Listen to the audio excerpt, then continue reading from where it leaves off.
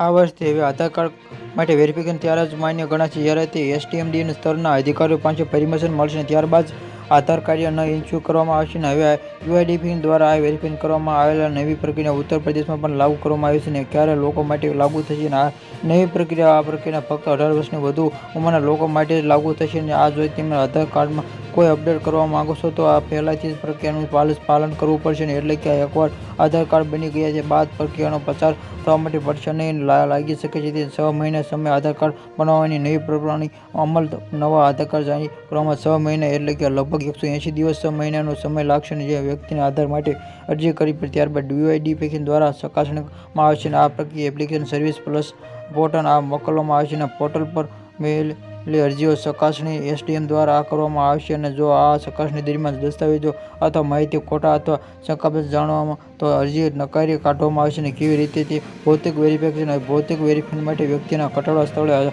હાજર રહેવું અનિવાર્ય છે. આ પ્રક્રિયા લાગુ કરવા પાછળનો મુખ્ય ઉદ્દેશ દેશમાં આધાર કાર્ડની છેતરપિંડી રોકવો અને ઘણા લોકો માટે નકલી આધાર કાર્ડ માટે બનાવી અને સરળતાથી પોતાની ઓળખ છુપાવીને અને ગુનો કરે છે. આથી સરકાર દ્વારા આધાર કાર્ડ જારી કરવાના નિયમોને કડક બનાવી રહી છે. Subscribe my channel.